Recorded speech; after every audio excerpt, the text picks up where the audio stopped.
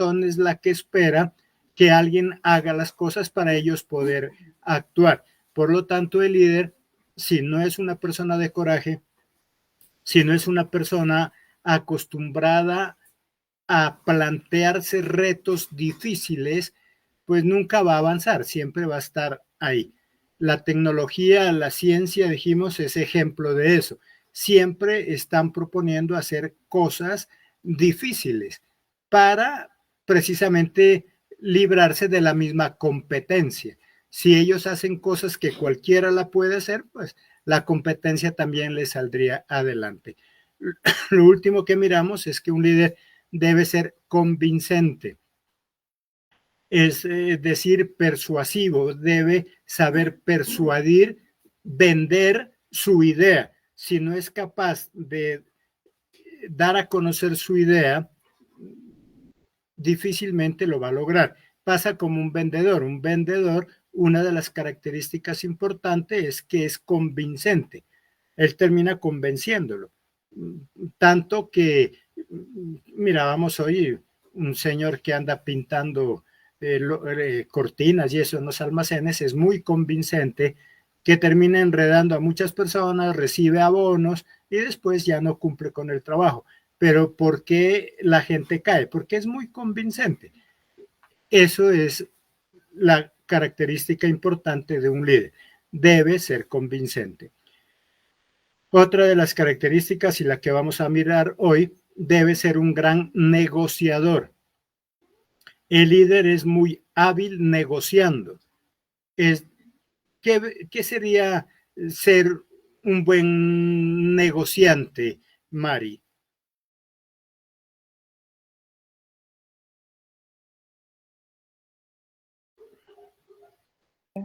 Ya.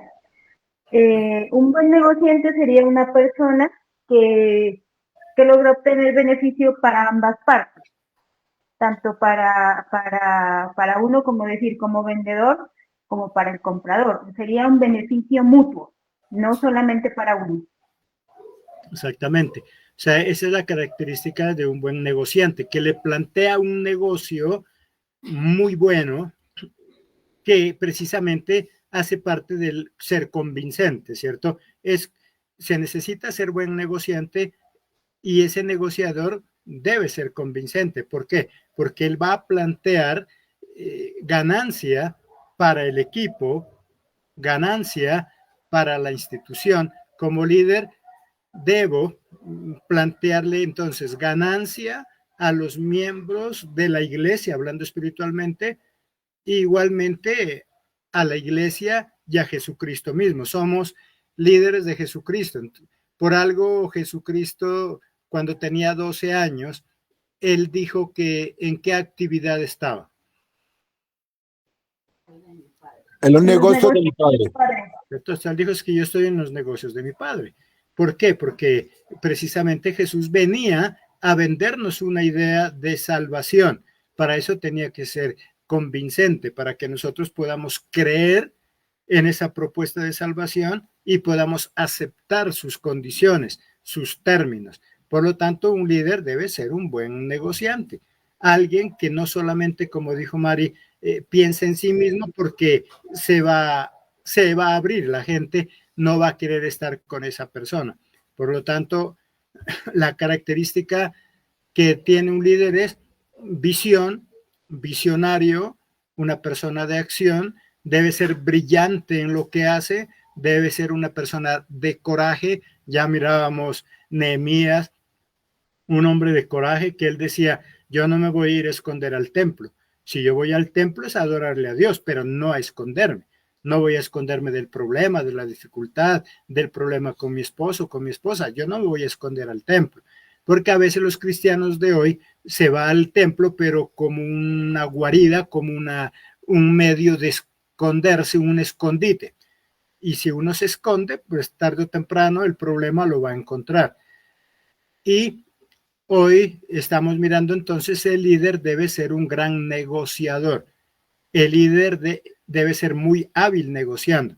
Jesucristo lo que vino prácticamente es a plantearnos un buen negocio, a darnos salvación si nosotros cumplimos con algunas recomendaciones y con algunas propuestas de Jesús. Por lo tanto, como líder, como papá, eso es lo que hoy se mira en la nueva psicología del padre. Ya no castigos. ¿Qué es mejor? Negociar. ¿Qué es negociar? Es decirle, bueno, mi amor, si usted hace la tarea, esto va a ganar. Si usted no hace la tarea, esto es lo que va a perder. Ahí estamos hablando un líder con capacidad de negociar, ¿cierto?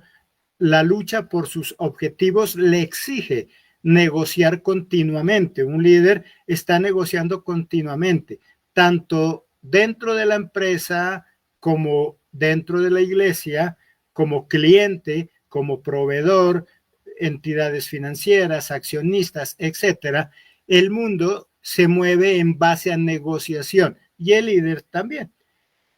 Eso miramos en las fuerzas subversivas. Ellos, ¿por qué empiezan con bombas y por qué empiezan en esta temporada a meter terror, miedo en la gente y en el gobierno? ¿Por qué? Porque ellos, ¿qué esperan? Ellos esperan con eso negociar.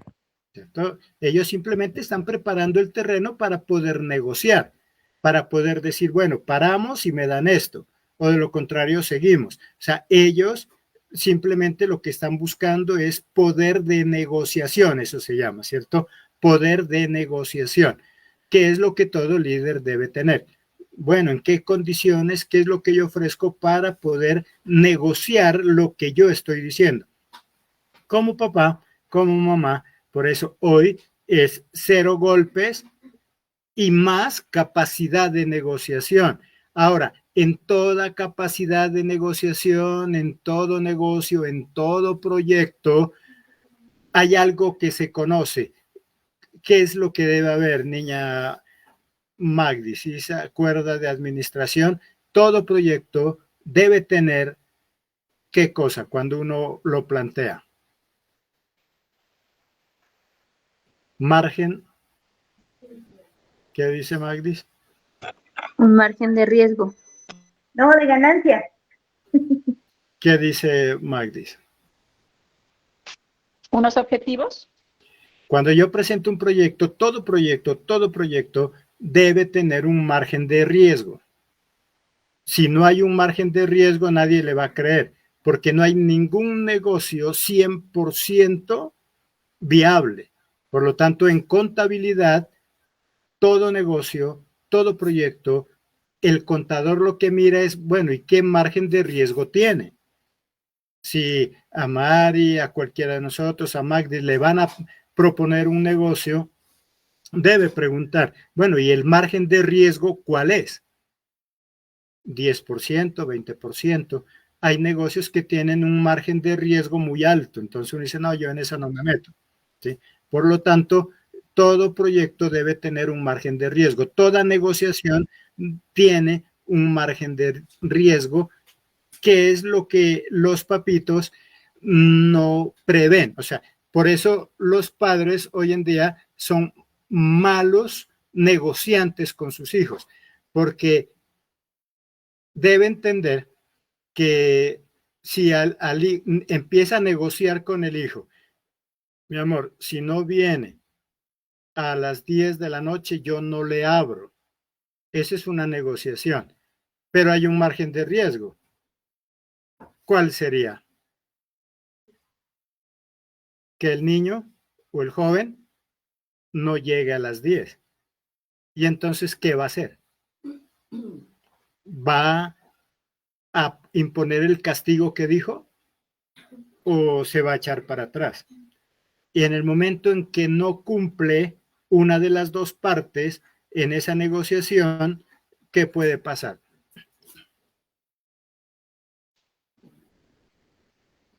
¿Qué pasa? Corre el riesgo de que ya no obedezca más. Ya no va a obedecer más, ya no le toma en serio. Por lo tanto, todo líder, entonces, otra de las características es, debe ser un gran negociante para poder imponer con pericia lo que son sus ideas. El líder demuestra una especial habilidad para ir avanzando en el largo camino hacia sus objetivos. ¿Sí? El líder debe demostrar habilidad para ir avanzando en ese camino que es su proyecto. ¿Queda claro esta característica de líder que debe ser un gran negociador? ¿O hay alguna duda? Sí, no, está claro. El líder debe tener capacidad de mando. El líder debe basar su liderazgo en el arte de la convicción, pero también tiene que ser capaz de utilizar su autoridad cuando sea necesario. Lucas 14, 25 y 26. Lucas 14, 25 y 26. Vamos a mirar cómo Jesús es como líder convincente, da argumentos, es un gran negociador, pero hay un momento donde también hace uso de su autoridad. Lucas 14, 25 al 26.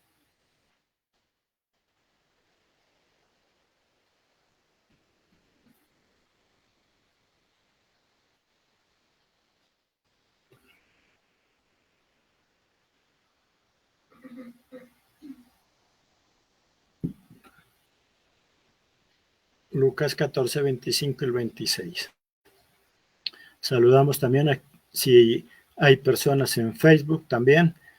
Con ellos no podemos interactuar, pero porque no están dentro del aula, sino mirándonos desde Facebook. Bendición, pastor. Dios la bendiga. Yo tengo, a ver, Lucas 25, 26. Lucas 14, Lucas 14, 25 y 26. Uh-huh. Grandes multitudes iban con él y volviéndose les dijo, si alguno viene a mí, ¿sí está bien? Sí, sí. Si alguno viene a mí y no aborrece a su padre y a su madre y mujer e hijos y hermanos y hermanas, aún también a su propia vida, no puede ser mi discípulo. Entonces miramos ahí a un Jesús como líder donde él es un negociador, habla con ellos, les da algunos argumentos, pero como parte de esa negociación llega un momento donde él también imprime esa autoridad y él dice, bueno, si alguno de ustedes me quiere seguir y no es capaz de renunciar a este tipo de cosas, sencillo. ¿Qué dice él?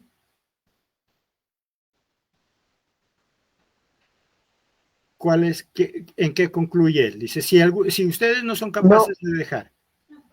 No puede ser mi discípulo. No puede ser mi discípulo, así de sencillo, ¿cierto? Hasta ahí llegó la negociación. O sea, todo tipo de negociación debe tener un límite.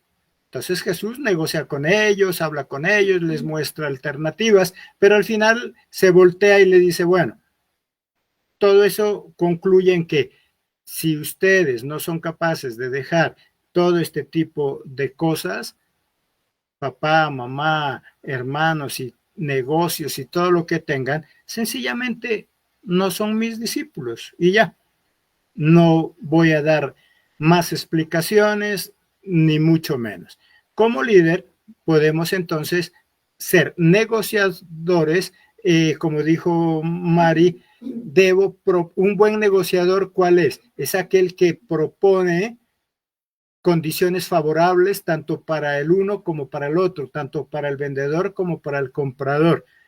Mari, como buena vendedora, ¿qué hace? Al cliente le vende la idea de algo y ¿por qué lo convence? Porque le muestra los beneficios que él va a tener, pero obviamente ella también debe tener beneficios. Puede negociar, el cliente le dice que le rebaje, ella le rebaja un poquito, pero llega un momento donde dice, no, ese ya es precio mínimo, yo ya no le puedo rebajar más. Y lo mismo pasa con el líder en cualquier área. Debemos ser buenos negociadores. ¿Qué quiere decir? Que tengo que ser flexible en algunas cosas. Como papá, debo ser un buen líder negociador. Y vuelvo a repetir, lo que se trabaja hoy en día en psicología.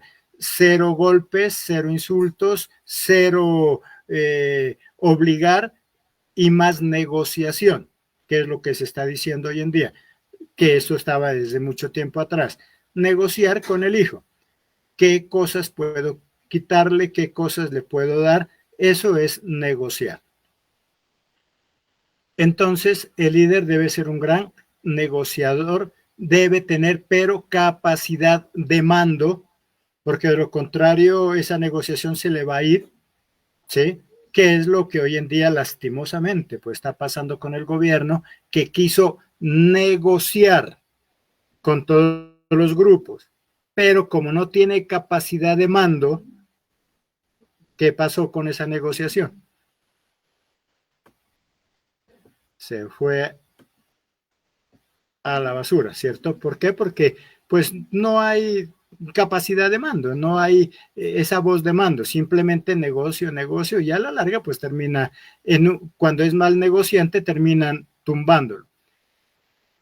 El líder entonces es una persona comprensiva, pero no una persona blanda. O sea, como líder yo debo comprender el porqué, el actuar de las demás personas para poderles ayudar, para poder negociar, pero eso no quiere decir que sea una persona blanda.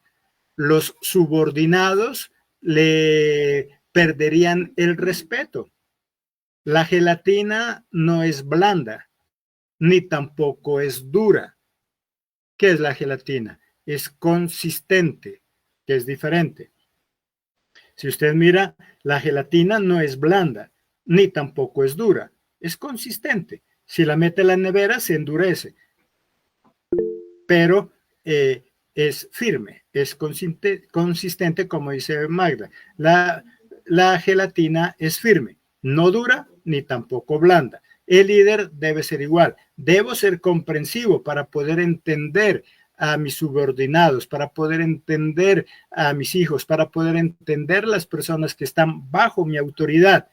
Pero eso no me convierte en una persona blanda o débil, porque de lo contrario, pues obvio, va a perder la autoridad y los hijos se le van a ir encima, que es lo que pasa hoy en día. Por eso digo, el gobierno, todas las otras fuerzas se le fueron encima. ¿Por qué? Porque se dio cuenta que es débil, que no puede imprimir autoridad.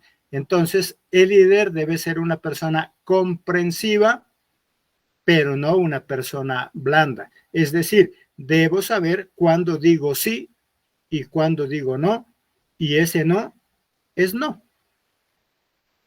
El líder no puede abusar tampoco del ordenar o mandar, ya que resulta imposible motivar a un equipo en base a autoritarismo, pero debe ser capaz de aplicar su autoridad sin temblarle el pulso en aquellas ocasiones que lo requieran. Esa es una de las características importantes del líder. Y eso se lo miran las empresas. Allá, niña Magdis, me imagino que con los médicos, los administrativos, puede mirar eso, que tal vez son comprensivos con Magdis. Bueno, sí, le comprenden, le entienden, pero en muchas ocasiones, me imagino, también ejercen autoridad. ¿Algún ejemplo de eso, niña Magdis? Podría ser, por ejemplo, a veces van pacientes que son de municipios y ellos piden el favor, dicen que están, pues que viven lejos, que por favor les entreguen los medicamentos antes de la hora estipulada. Muchas veces se hacen las excepciones y se les dice que bueno, que por excepción se les va a colaborar, pero igual se les aclara que habrán momentos en los que no se puede hacer eso, porque hay momentos en los que hay mucha producción y no se les puede ayudar. Pero a veces ellos van ya después y, o sea, como que lo exigen y lo obligan y quieren obligar. Y dicen, no, es que la otra vez me entregaron a tal hora y siempre me tienen que entregar a tal hora. Entonces hay que poner ese límite y decir, no, es que la hora de entrega es por decir algo, a las 4 de la tarde. que se haya hecho una excepción fue solo en esa ocasión, no siempre se les puede. Y aunque se enojan y todo, hay que mantenerse en esa postura y decir, no, esa es la hora de entrega y no hay otro momento. Entonces a veces se enojan y todo, pero hay que mantener ese límite, digamos. Entonces, eso es ese ejemplo de ser comprensivo, pero no blando, ni tampoco duro. Debo comprender, como dice Magdis, pues comprende al paciente que viene de lejos, pero el problema es que después él dice, no, ¿para qué horas va a ir? A las 4. No, vaya a las 6, que eso igual le entregan. Y no entiende que es una excepción. Lo mismo pasa entonces en el hogar.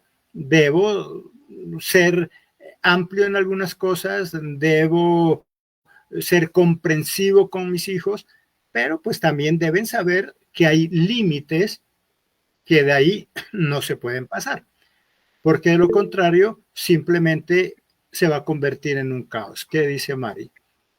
Pues que eso sería como tener carácter, ¿no? O sea, pueden haber circunstancias pues que se presentan, ¿no? Con los hijos, en la casa, en el trabajo, pero siempre hay que tener carácter, como usted dice, para decir si es sí o no es no. Exactamente. Porque a los hijos pasa como los pacientes allá en el hospital donde Magdis.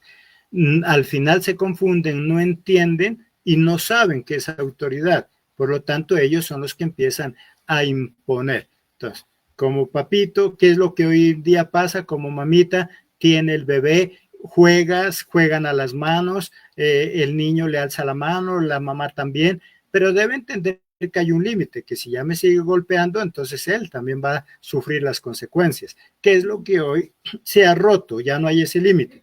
Ya los niños no saben cuál es el límite. Van al almacén, le hace pataleta, tiene que comprarle lo que él dice, o de lo contrario se carga el almacén, la calle, porque ya no conoce límite, ya no conoce límite. Los padres de antes, pues obviamente, aunque no eran muy inteligentes en muchas cosas, eran sabios. Con una sola mirada, uno ya sabía que estaba rompiendo ese límite, ¿cierto? No necesitaba ni que le hable, no necesitaba que le diga nada. Tan solo con mirarlo, ya sabía. Ya el hijo decía, me tengo que quedar quietico porque esa mirada ya me dijo todo. Pero hoy en día ya no. El que le abre los ojos es los hijos. Entonces, dos cosas que hemos mirado hoy. El líder debe ser un gran negociador. Debe saber negociar. Ya nos decía Mari, ¿qué es un negociador? Es aquel que presenta cosas de ganancia para una parte y para la otra. Debe ser también un líder con capacidad de mando. De lo contrario, nada de lo que haga le va a resultar, porque nadie lo va a tomar en serio y por lo tanto va a llegar un día donde la casa, la empresa, la iglesia se le va a salir de las manos.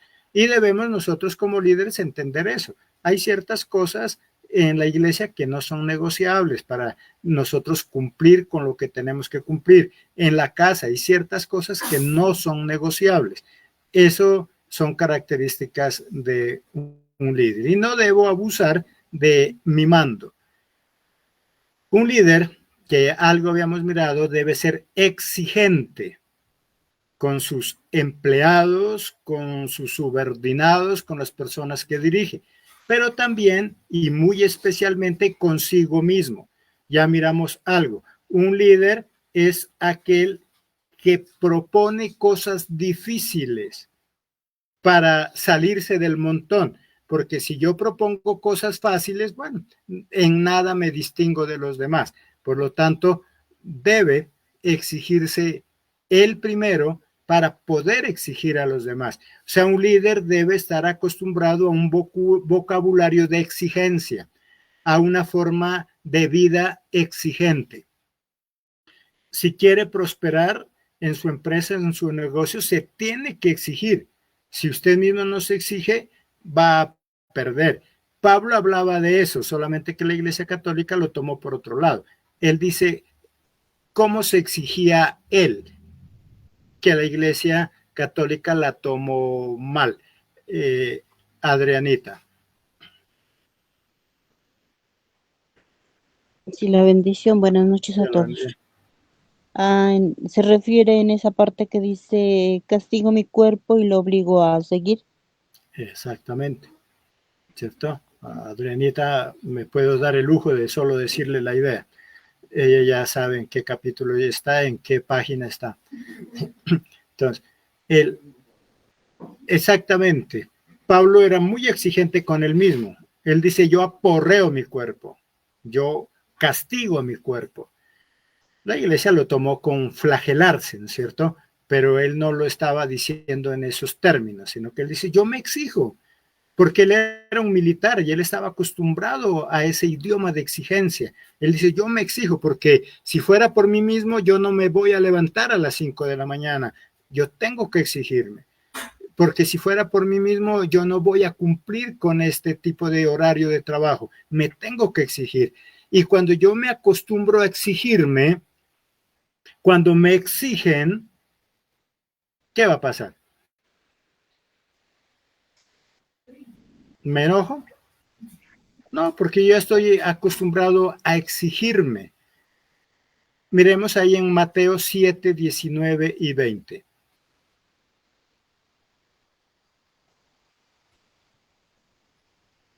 Mateo 7, 19 al 20.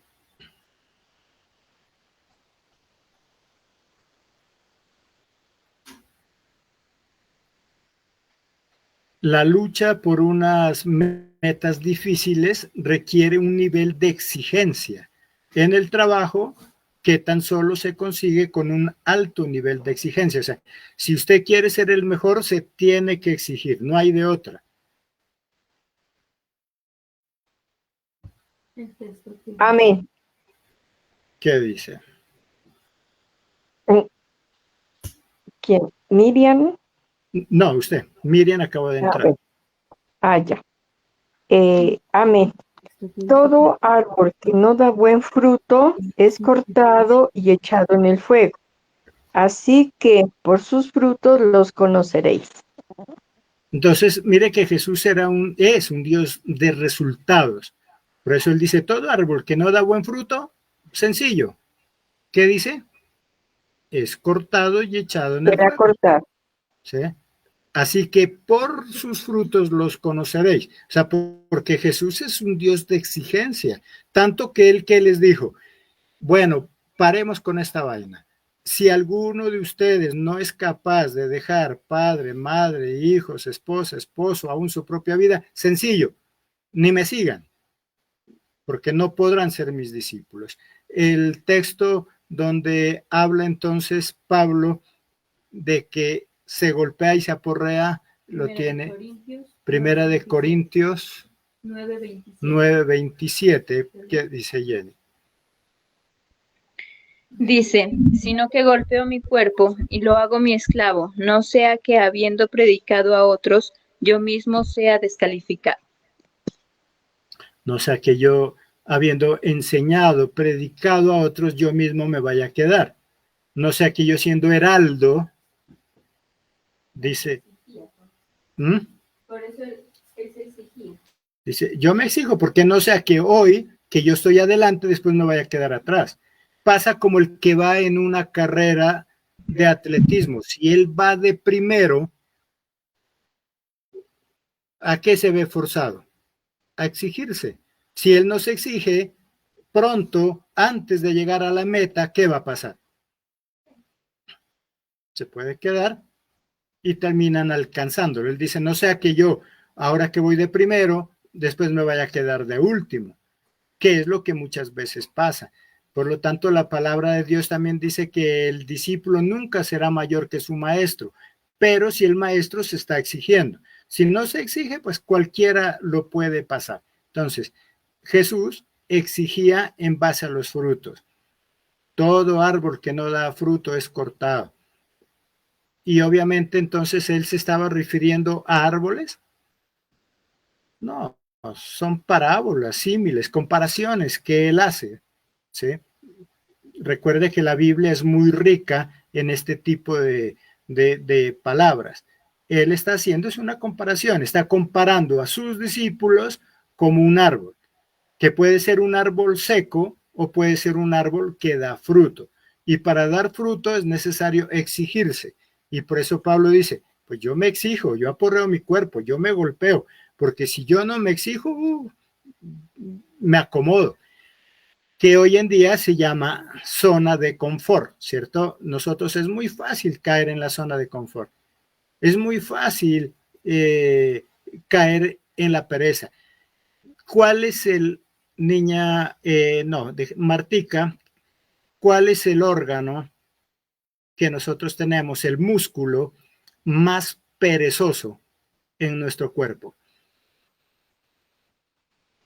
El músculo. Buenas noches, pastor, bendición. Magdis. La carne. El cerebro. El cerebro. El cerebro es un músculo que si usted lo entrena, él se fortalece y se expande. Si no, ahí se queda. Científicamente, entonces han comprobado que el músculo más perezoso es el cerebro. Si yo no lo estoy obligando, exigiendo, metiéndole cosas, ahí se queda. Y no sabe nada, no aprende nada, no avanza para nada. Se queda ahí, inútil. Por lo tanto, el cerebro también es un músculo, que así como ejercitamos los músculos de las piernas, los brazos, también el cerebro. Y la única forma de ejercitar ese cerebro es obligándolo a pensar, a hacer cosas, a leer, a memorizar. Solamente así avanza. Y como el cerebro maneja todo nuestro ser, lastimosamente, si tengo un cerebro pereza, todo mi ser va a ser pereza. Por eso Pablo dice, yo soy líder, pero para mantenerme en mi liderazgo, yo me tengo que exigir. ¿Por qué? Porque Pablo sabe quién era Jesús. La parábola o de los talentos, ¿en qué consistía?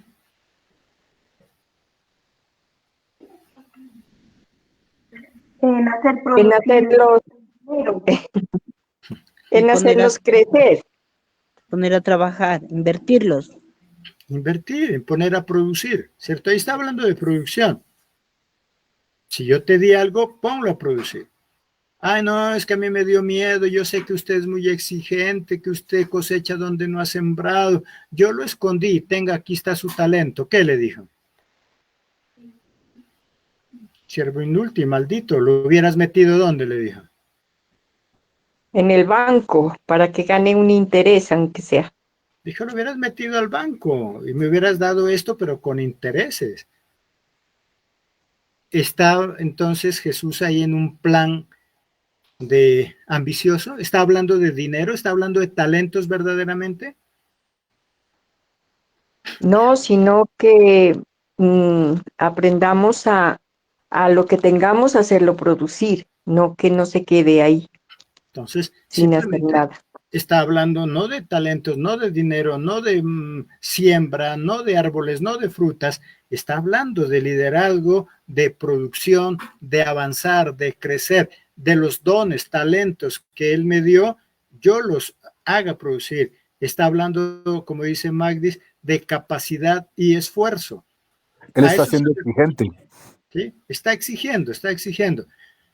El líder debe ser exigente, debe exigir a las personas con las que está y él mismo exigirse. Entonces podemos movernos del lugar de donde estamos, entonces podemos avanzar. De lo contrario, nos vamos a quedar en el mismo estado. Entonces, para que una iglesia, una empresa, una familia, una institución, un negocio crezca, me debo exigir y debo exigir. Porque así como yo me exijo, también debo exigir a los demás. Hablamos de nuestra iglesia, somos una iglesia de estudio. Bueno, preparar esta clase, como todas las demás clases, pues tampoco es lo más fácil del mundo, porque toca prepararla, no es solamente llegar y ya, no, toca acondicionarla, toca prepararla como cualquier maestro, como cualquier docente. Por lo tanto, si yo me exijo, pues debo exigir a los demás. Por eso es lo que digo, que la semana pasada algunos no entraron a la clase, pero tampoco me hicieron resumen. Entonces la idea es que si nosotros nos exigimos para estar en esta clase, me exijo para prepararla, pues el que no entró al menos se exija él mismo haciendo el resumen, porque si él se exige al hacer ese resumen, ¿qué va a pasar con él? Prefiere entrar a la clase. Uno que prefiere entrar a la clase y otro, si no pudo entrar a la clase, ¿qué? Aprende más, o sea, sabe lo que se trata y va a aprender. O sea, si va a mirar nuevamente lo que no pudo ver ese lunes, al escribir o hacer el resumen, va a aprender y se le va a grabar más, creo yo. Claro, entonces, ese es un trabajo de aprendizaje. ¿Sabe por qué a los jóvenes de hoy en día les va tan mal en el colegio y la universidad? Porque ellos simplemente se limitan a lo que estudiaron en la clase. ¿Ellos qué deberían hacer? Estudiar, sacar resumen. Llegar a la casa y seguir estudiando, ¿cierto? Investigar. Investigar, consultar, meterse en la clase que miraron. Pero no. Llegan a la otra clase y ahí es que se da cuenta que había examen. Saquen hoja para el examen. ¿Examen? ¿Había examen? No se dieron cuenta. Pregunto, ¿el estudiante debe estudiar para el examen? No, Debe repasar. debe repasar todo lo que se le ha enseñado, y porque si no después se confunde.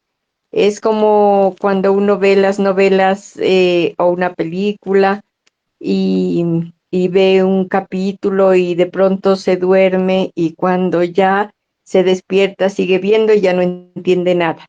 Yo creo que así es, uno se confunde y después ya no da con bola.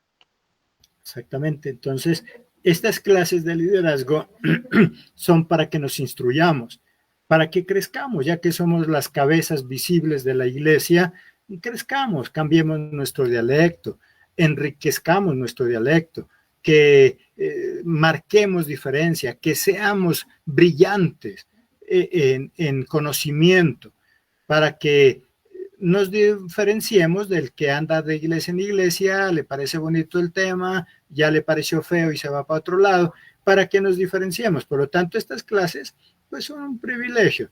Algo decía Martica, Ruth y Mari el domingo cuando le decía, entre y mire si está de servicio. Entonces ellas decían, uy, qué chévere, en nuestra iglesia podemos entrar a la página y mirar absolutamente todo. O sea, para hacer todo eso hay que exigirse y prepararnos, que eso es lo que marca diferencia. Si el líder fuera exigente solo con sus empleados, con sus subordinados, con las personas que dirige, pero no consigo mismo, sería un déspota que pondría a toda la organización en su contra. ¿Sí? Porque enseñaríamos lo que nosotros mismos no hacemos. Por lo tanto, un verdadero líder no solamente exige, sino que él se exige, para que de esa forma, es más, él pueda poder evaluar y controlar. Si él no se exige, ¿cómo puede evaluar? ¿Cómo puede controlar? Es necesario que él sea el primero en exigirse y de esa manera pues van a poder avanzar todos. Les recuerdo que es necesario entrar a las 8 en punto lo más posible porque la programación de esta plataforma solo es de 1 hora. Por lo tanto, sí o sí, al terminar la hora, se apaga automáticamente. La llamada, dice ahí el letrero que me sale, finaliza en 15 minutos. ¿Ustedes también lo ven? ¿Todos los ven? Amén, sí, ahí está avisando. Sí, sí se mira. Sí, ahí sale. En 15 minutos finaliza. Eso, entonces, la clase está eh, hecha para una hora. Por lo tanto, a la hora en punto se apaga.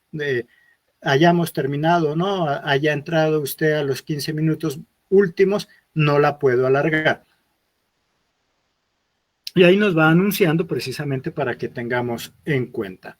Entonces, si el líder fuera exigente con sus empleados, pero no consigo mismo, simplemente sería un déspota que terminaría la gente, los hijos, la familia, y yéndosele en contra. Otra característica es que el líder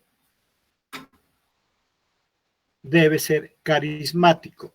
No sé si ustedes tienen el manual, no, pues la clase, que es lo que yo les he enviado. Pero igual para que no nos enredemos, porque igual no van a alcanzar a leer, tampoco les pongo ahí en pantalla la clase de hoy. Pero recuerden que al entrar a la página JLD Estudio se llama, puede entrar desde la página de la iglesia, ahí encuentra todas las clases no desarrolladas, porque eso la hacemos aquí en la clase, pero sí encuentra la clase, ¿sí? Como cuando usted compra un libro, ahí está la clase, solamente que si usted está aquí en el aula, pues tiene acceso a la clase explicada. Un líder debe ser carismático. Si además de las características anteriores, el líder es una persona carismática, nos encontraríamos ante un líder completo. Carisma es una habilidad natural para seducir y atraer a las personas. No quiere decir que sea un mujeriego. El carisma, entonces, es una habilidad natural para seducir y atraer a las personas. ¿Para qué más podríamos necesitar carisma, niña Magdis? Para convencer a alguien de algo, ¿no? Por ejemplo, como decía, en ventas se requiere ser carismático para lograr convencer a la otra persona, atraerla hacia ese negocio, atraerla para que compre esos productos. En la familia puede ser carismático para atraer a los hijos, a que hagan de pronto o que cumplan las actividades que uno les está delegando. Entonces creo que el carisma sirve pues para diferentes áreas, ¿no? Entonces, por eso, si el líder, además de tener todas las demás características, también es un líder carismático, estaríamos hablando de un líder completo, ¿cierto? En todas las áreas. Como ya dijimos, el carisma es una habilidad natural para seducir y atraer a las personas, porque eso es lo que hace el carisma de una persona, la seduce, la atrae en el buen sentido de la palabra. Es auténtico magnetismo personal. Es algo como magnetismo.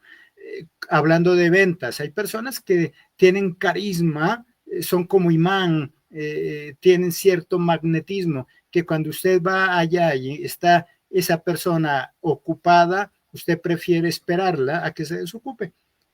Aunque hay 10 vendedores que la quieren atender, usted dice, no, yo espero a que se desocupe él o ella, porque tiene carisma para hacer las cosas. Es trabajar en el arte de relacionarse con los demás. O sea, eso, además de cultura, además de aprenderlo, es algo que se desarrolla en nosotros mismos. Por eso, estas clases pretenden esto, que tengamos ese carisma, que vayamos cambiando de nivel. No me refiero de estrato. Puedo tener un buen carisma estando en un estrato bajo y ser tan agradable como estar en un estrato alto. O sea, que aprendamos esas partes de cultura. Colosenses 4:6 como una estrategia para desarrollar ese carisma que nos aconseja Pablo. Colosenses 4:6.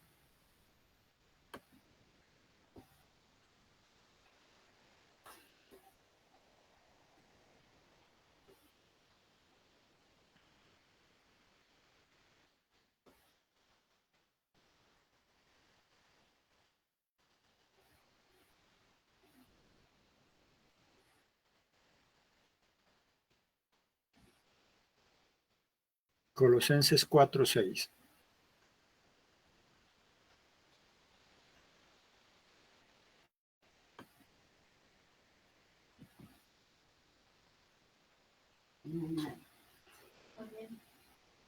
¿Qué dice? Que sus conversaciones cordiales y agradables, a fin de que ustedes tengan la respuesta adecuada para cada persona. En esta versión dice, sea vuestra palabra siempre con gracia, sazonada con sal, para que sepáis cómo debéis responder a cada uno, para que deba saber yo cómo a cada quien, y mira, me dice algo, para que sepas cómo responder a quién dice. A cada uno. A cada uno. ¿Por qué dice que cuando yo tengo una forma sazonada, cuando yo me preparo, cuando yo trato de aprender cosas, puedo responder a cada uno? ¿Por qué dice a cada uno? Porque las personas somos todas diferentes, tenemos diferentes formas de pensar, de actuar, y uno cuando se va a presentar ante ellas debe primeramente empezar a conocer a la persona para ver cómo se le debe hablar, porque hay personas que son tal vez sensibles o hay personas que son de carácter duro. Entonces uno sabiendo las palabras y las formas de expresarse puede hablar con las diferentes personas.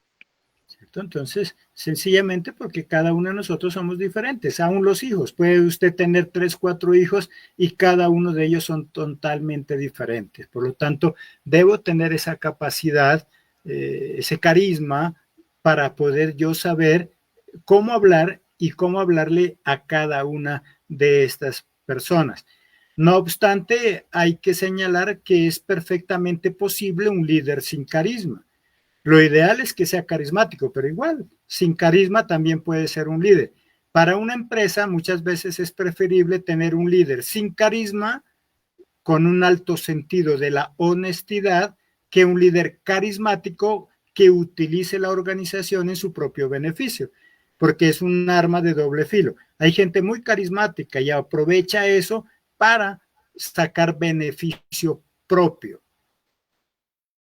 Esas las partes que miramos hoy, dejamos pendiente para la próxima clase, ya concluir lo que son las características básicas de un líder. Recuerde que todas estas semanas hemos estado viendo características básicas del líder: visión, visionario,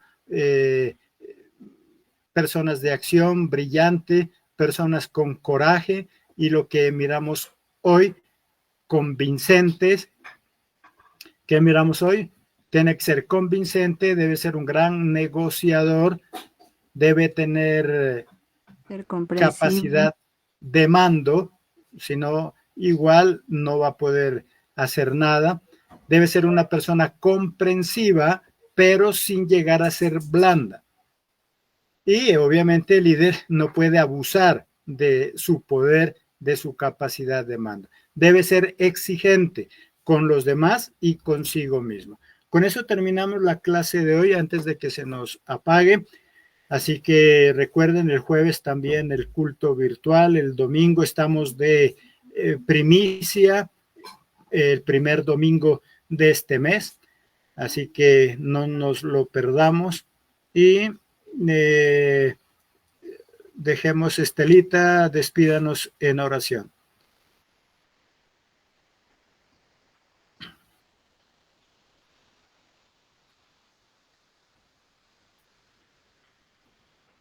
Sí, está Estelita antes de que se le acabe el tiempo.